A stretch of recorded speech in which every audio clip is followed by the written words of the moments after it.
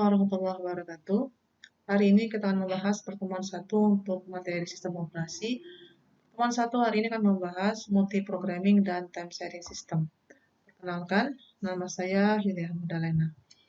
Konten materi hari ini terdiri dari beberapa submateri, yaitu definisi sistem operasi, fungsi dasar sistem operasi, tujuan pelajari sistem operasi, sasarannya, tujuan sistem operasi, dan konsep awal sistem operasi, yaitu multi-programming system dan time sharing system. Sistem operasi secara definisi adalah perangkat lunak yang berupa kumpulan instruksi yang menghubungkan antara pengguna dengan komputer. Kemudian, secara umum, sistem operasi adalah pengelola sumber daya yang disebut dengan sekumpulan layanan dinamakan sistem call. Fungsi dasarnya ada 2. Yang pertama adalah mengelola 4 komponen utama yang terdiri dari perangkat keras, program aplikasi, sistem operasi, dan pengguna. Yang kedua, fungsi dasar dan fungsi utama sistem operasi adalah mengatur dan mengawasi penggunaan perangkat keras oleh berbagai program aplikasi yang diakses oleh berbagai pengguna. Fungsi dasar sistem operasi yang pertama untuk menghindari konflik pada saat sumber daya yang terbatas diakses oleh pengguna, terutama jika digunakan oleh pengguna yang lebih dari 1 orang. Yang kedua, sistem operasi disebut sebagai resource allocator atau pengelola sumber daya sistem. Yang ketiga, sistem operasi berfungsi untuk mengendalikan kesalahan atau error.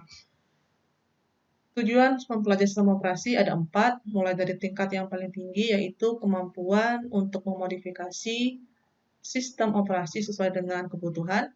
Yang kedua, agar pengguna dapat memilih SO yang paling sesuai dengan dirinya.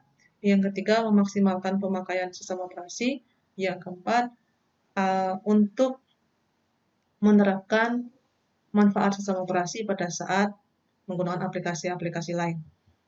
Sasaran SO ada 3.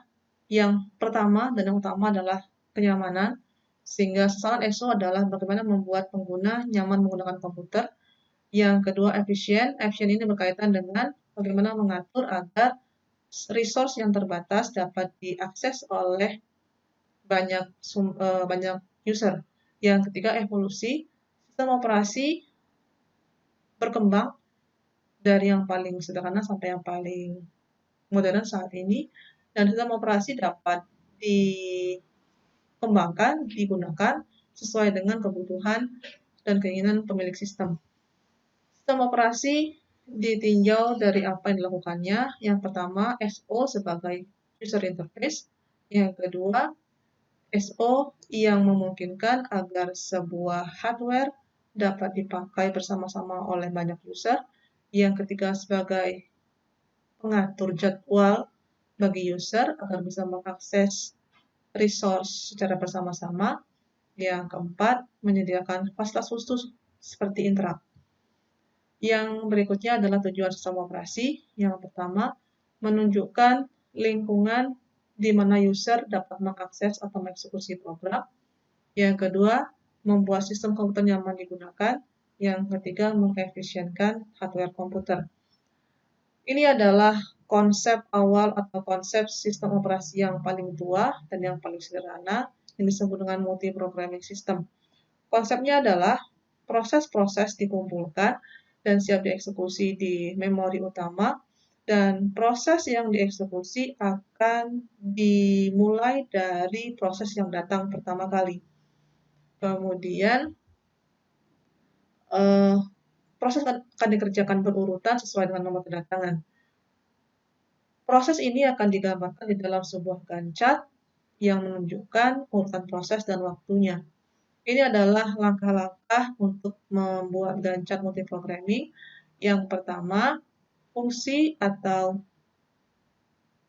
tujuan utama dibuat gancat adalah untuk menunjukkan urutan proses beserta waktunya. Yang kedua, gancat multiprogramming akan dibuat berurutan sesuai dengan proses. Yang ketiga, burst time adalah waktu sebuah proses dieksekusi. Di dalam materi kita menggunakan satuan waktu mikrosecond atau ms disingkat. Kemudian yang keempat, gancat pada gancat, burst time akan ditulis di bawah gancat. Yang kelima, burst time ditambahkan sesuai dengan besarnya waktu tiap proses. Yang keenam, ada contoh. Di contoh kita punya 4 proses, yaitu P1, P2, P3, dan P4.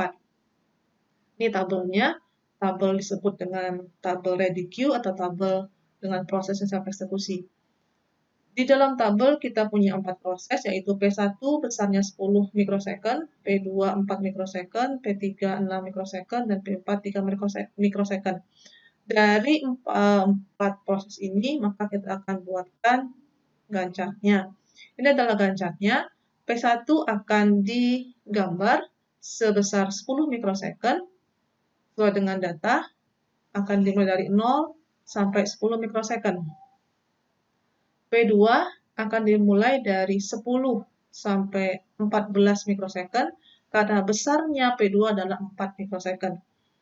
P3 akan dimulai dari 14 sampai 20 mikrosecond, karena besarnya P3 adalah 6 mikrosecond, jadi tambahkan 14 tambah 6, 20. Kemudian P4 akan dimulai dari 20 sampai 23 mikrosecond. Karena besarnya P4 adalah 3, maka 20 tambah 3, 23 mikrosecond. Jadi gambar ini akan dibuat berurutan sesuai dengan tabel yang ada dalam tabel ready queue tadi. Ini adalah hasilnya yang nanti dalam tugas atau dalam kegiatan berikutnya. Jika Anda diminta untuk menggambar gancat pada multi-programming system, maka Anda buat gancatnya sesuai dengan data yang diberikan pada tabel ready queue seperti ini. Multi-programming dikerjakan atau berjalan atau dimanfaatkan dalam sistem komputer selama beberapa tahun sebelum munculnya keluhan terhadap kinerja multi-programming. Multi-programming kemudian dianggap sebagai konsep sistem operasi yang mengandung convoy effect. Disebut convoy effect karena jika proses yang pertama adalah proses yang paling besar burst time-nya, maka proses yang lain akan menunggu cukup lama. Nah, untuk mengatasi hal ini, maka muncullah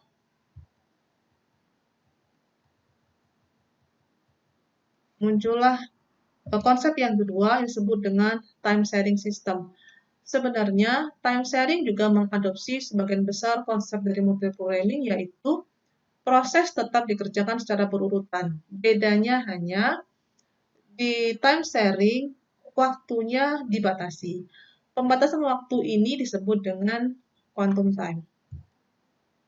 Ada 3 hal yang harus diperhatikan di dalam quantum time, yaitu jika burst time sama dengan quantum time, maka dikerjakan sebesar burst time. Jika burst time lebih besar dari quantum time, dikerjakan sebesar quantum time. Jika burst time lebih kecil dari quantum time, dikerjakan sebesar burst time. Kita lihat contohnya. Kita gunakan contoh yang sama seperti dengan contoh multi-programming tadi, yaitu ada 4 proses, P1 10 mikrosecond, P2 4 mikrosecond, P3 6 mikrosecond, P4 3 mikrosecond, dengan quantum time 2 mikrosecond. Ini bedanya. Jadi pembatasannya adalah quantum time 2 mikrosecond. Ini adalah gancatnya. Kita bahas seperti apa cara membuatnya. Jika P1 lebih besar, P1 10 mikrosecond, lalu quantum time-nya 2 mikrosecond, maka P1 hanya boleh jalan sebesar 2 mikrosecond. Jadi proses tidak boleh jalan lebih besar dari quantum time. Setelah P1 selesai dikerjakan sebesar 2 mikrosecond, lalu dikerjakanlah P2. P2 besarnya 4 mikrosecond, maka dikerjakan juga hanya 2 mikrosecond sampai 4. P3 6 mikrosecond, maka P3 pun dikerjakan hanya 2 mikrosecond sampai 6 mikrosecond. Kemudian P4 besarnya 3 mikrosecond, maka dikerjakan 2 mikrosecond pula sampai 8 mikrosecond. Setelah sistem operasi mengerjakan sampai proses terakhir, yaitu sampai P4, maka XO akan kembali ke proses paling awal, yaitu P1, untuk memeriksa apakah P1 punya sisa proses. P1 pasti punya sisa proses 8. Setelah 8, maka dikerjakan 2 mikrosecond. Lalu P2. P2 punya sisa 2 mikrosecond, maka dikerjakan 2 mikrosecond. Dari 10 sampai 12. P3 punya sisa 4 mikrosecond, maka dikerjakan 2 mikrosecond sampai 14. P4 punya sisa 1 mikrosecond.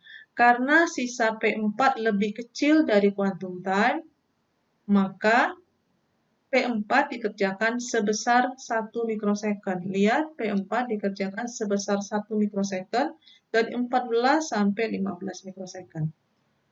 Setelah sistem operasi mengerjakan proses yang terakhir, maka dia akan balik untuk memeriksa sisa proses awal. P1 sisa 6 mikrosecond, dikerjakan 2 dari 15 sampai 17 mikrosecond. P2 habis, sudah selesai, maka nggak kita kerjakan lagi. P3 sisa 2, maka P3 kita kerjakan selama 2 mikrosecond dari 17 sampai 19 mikrosecond. Kemudian P4 sudah habis. P4 sudah habis, lalu SO kembali ngecek proses awal, P1. P1 sisa 4, dikerjakan 2 dari 19 sampai 21 mikrosecond. Karena P2, P3, dan P4 sudah habis semua, maka balik dikerjakan P1 lagi. Sisa terakhir yaitu 2 mikrosecond dikerjakan dari 21 sampai 23 mikrosecond. Itu adalah urutannya, sehingga dari proses itu kita menghasilkan Gantt chart time series yang seperti ini. Nah, dari materi yang sudah kita bahas, maka ada tugas yang bisa Anda kerjakan di rumah selama maksimal 1 minggu. Nanti setelah selesai, bisa Anda kumpulkan di classroom seperti biasa. Dan jika ada pertanyaan, bisa Anda sampaikan lewat WA group. Ini tugasnya. Tugas yang pertama ada 3, yaitu mendefinisikan sistem operasi, fungsi, dan tujuannya. Tugas yang kedua, itu Anda diminta untuk mengerjakan 2 Gantt chart. Yang pertama Gantt chart multiprogramming, yang kedua Gantt chart time sharing dengan quantum time 4 mikrosecond untuk tabel ready queue berikut. Nah, ini tabelnya. Ada 4 proses, yaitu P1 5 mikrosecond, P2 12, P3 9, P4 7. Nah, dari data yang sama ini, nanti Anda akan mengerjakan 2 Gantt chart, yaitu Gantt chart multiprogramming 1, satu lagi adalah Gantt chart time sharing. Itu tugas 2. Tugas 3 serupa dengan tugas 2, yaitu membuat Gantt chart multiprogramming dan Gantt chart time sharing dari data yang berikut ini. Di data yang kedua, yaitu P1-nya 8, P2-nya 7, P3-nya 10, dan P4-nya 4 mikrosecond. Dari data ini Anda diminta untuk membuat sebuah Gantt chart multiprogramming dan satu lagi Gantt chart time sharing dengan quantum time 5 mikrosecond. Demikianlah materi kita hari ini. Semoga dapat dimengerti. Jika ada pertanyaan atau ada hal yang kurang dimengerti, boleh Anda sampaikan lewat grup. Terima kasih atas perhatiannya. Assalamualaikum warahmatullahi wabarakatuh.